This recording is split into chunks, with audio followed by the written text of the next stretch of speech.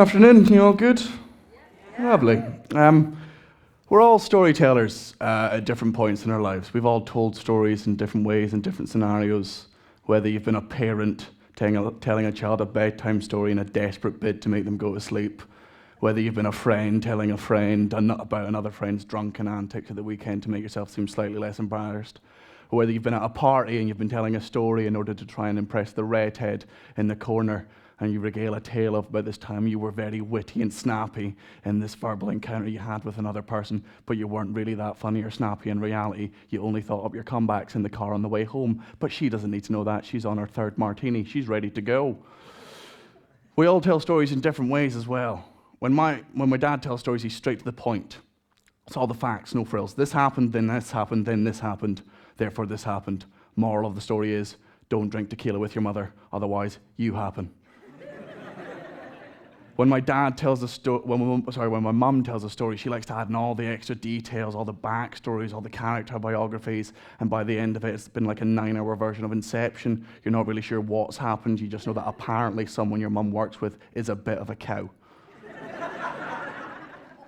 When my grandparents tell stories, they tell stories the way old people tell stories. They're very humble, they don't like to brag. It's always stuff like, oh yeah, well, you know, and then I got my medal from Winston Churchill from saving all those orphans. But enough about me, how was school? Children are the opposite. When my brothers tell stories, they do the thing all children do, which is they have so much enthusiasm and excitement that they promise a story that's never going to live up to your expectations. And then what happened? And then we went outside, and then what happened? And then Matthew was there, and then what happened? And then he farted. Great. 90% of stories my brothers have ever told me has always ended with an unpleasant bodily function.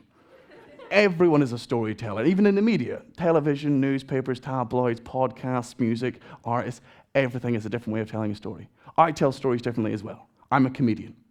I tell stories that are punchy and jokey all the way through just in order to keep an audience's ever-shortening attention span solely focused on me. I tell true stories, I tell exaggerated stories, I tell stories that are completely and utterly made up, total lies. Like I'll have been sitting around with my friends having a drink and one of them will say something like, oh, wouldn't it be funny if this happened? And I'll think to myself, yeah, that would be funny.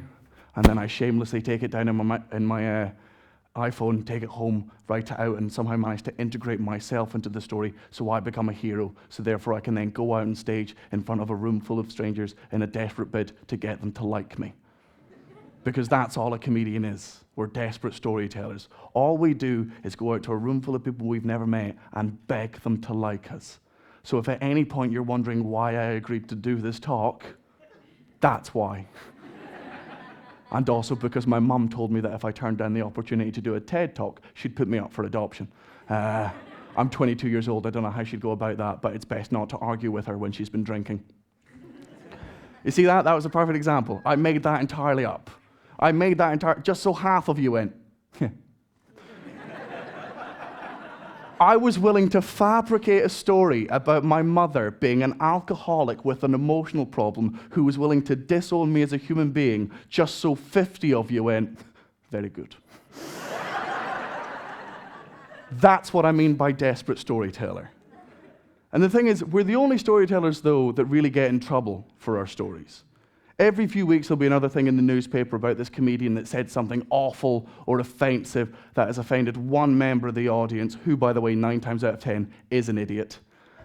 And then they talk about it on the news and everything. They get scientists and doctors to come on and analyze the joke, interview the traumatized audience member, and then they all sit down and discuss at length a joke which lasted 1 minute in an hour-long set, and we all sit patiently and wait for the officials to tell us whether we were offended or not.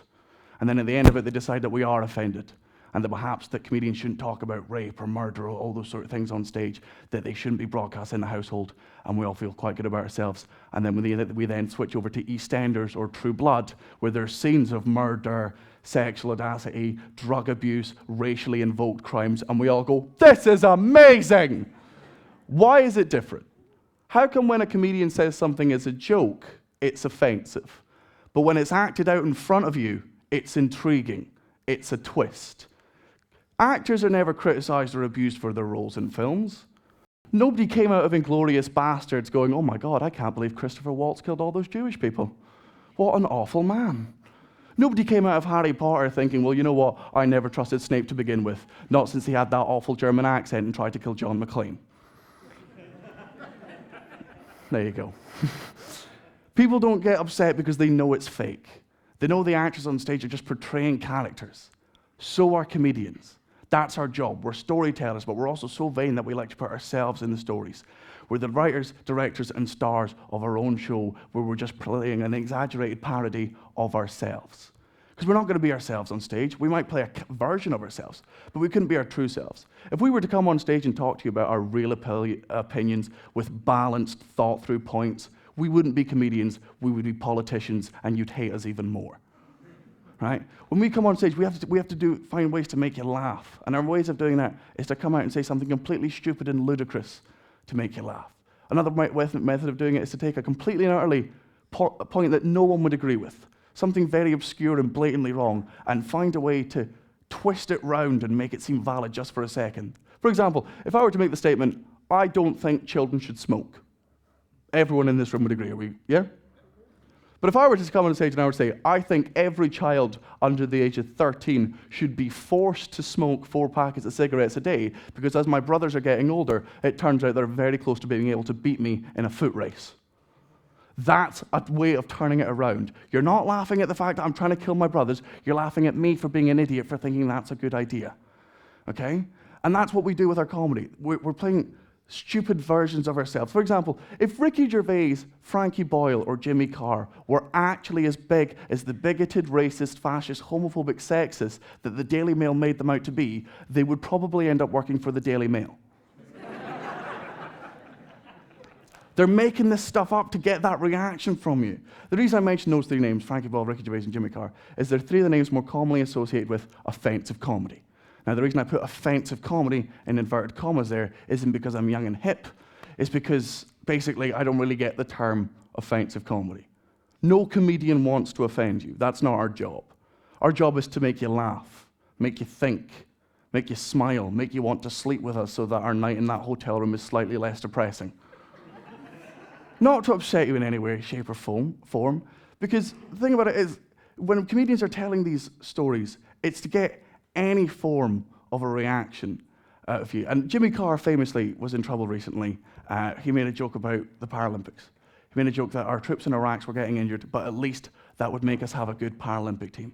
And people went mental. Oh, people were so upset. If you were to believe the tabloids, trains stopped on the track so that people could get off in order to vomit at how disgusted they were by this joke. People killed themselves, they were so disgusted by what he said. Right? That's not the case. The only people who weren't offended by that joke? The war veterans, who found it hysterical. Oh, they thought it was they repeated it to each other. So if they weren't offended by that joke, who's got the right to be offended? People have developed an amazing new ability recently. People can be offended on behalf of other people. You can't be offended on behalf of someone. Feelings are non-transferable. You can't be a husband standing beside a wife giving birth going, don't worry, honey, I'm feeling pain on behalf of you. She would beat you to death. Nobody asked these people to be offended on behalf of them. They just did it themselves. They jumped in front of a bullet that was heading towards a tree. Right? It was a blatantly stupid sacrifice they never needed to make. It's amazing. One of the other topics, one of the more controversial ones last year, was Frankie Boyle made his comments about Katie Price and her family. And regardless about your opinions of the joke, which everyone will be divided on, don't take that into context. You have to understand that Frankie Boyle made those jokes about Katie Price. Not to her, about her. He made that joke on stage in front of a room full of people who were fully expecting him to make that sort of comment. It wasn't until the newspapers phoned up Katie Price and repeated that joke to her several times in order to get a reaction. That's when she knew about it. I am fully aware that there are many people out there in the world who don't like me, who say mean things about me every day, but I'd rather not know. Okay? If you came up to me and you told me that there was a man that I'd never met before who was saying horrible things about me, and then you then listed all the awful things he'd said about me to my face, you're the bad guy. That person has a right to say whatever he wants about me. I've never met him before, but he can say whatever he wants. That is his right. It wasn't until you told me that I knew what was going on. You've turned it into a personal attack. And most of the time when comedians are making jokes about these celebrities and celebrity culture, it's no different from stuff you hear from groups of friends. The banter that we have every day with our mates about a celebrity on television that we don't particularly like. Are you trying to suggest that celebrities don't know they're ridiculed by the general public? That Katie Price thinks that Frankie Boyle is the only comedian that doesn't respect her life choices? No. Of course, we're just individuals who are willing to risk going on stage saying what everyone else down the pub is saying on a Friday night. It seems the general public can say whatever they want about celebrities, but comedians can't. And that's hypocrisy. That's not fair. There is a market for shock comedy, a huge market, okay? But there's also a market for legging, sadomasochism, and Justin Bieber, all arguably more offensive than anything anyone's ever said. And I'm not trying to say that you shouldn't be offended or upset by things. I'm in no position to tell you what should and shouldn't upset you. That is your right to react however you want. But we comedians also have a right to say whatever we want to make our audience laugh and get the reaction that we want. We're fortunate enough to live in a society where there's loads of comedy nowadays. Comedy's bigger than it's ever been.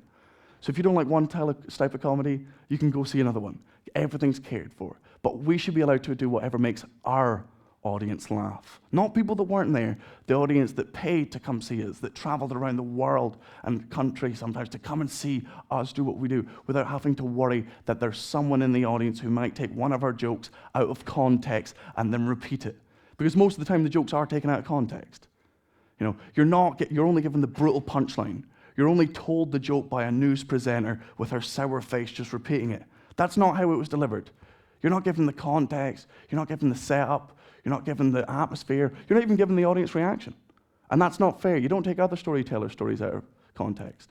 If I were to tell you that when I was 5 years old, my dad would tell me a story about a mass murderer who would disguise himself as a close relative in order to get close to a young girl so that he could have his way with her.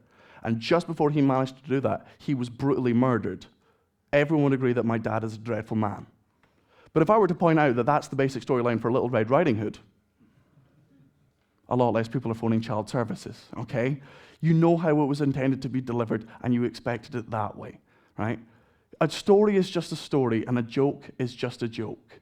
You knew the stories that you heard as a kid weren't true, right? There was no monster under the bed, no bogeyman in the corner. Your granddad wasn't really ripping off his thumb and taking the pain exceptionally well. He was just doing it. Please apply the same logic to our stories.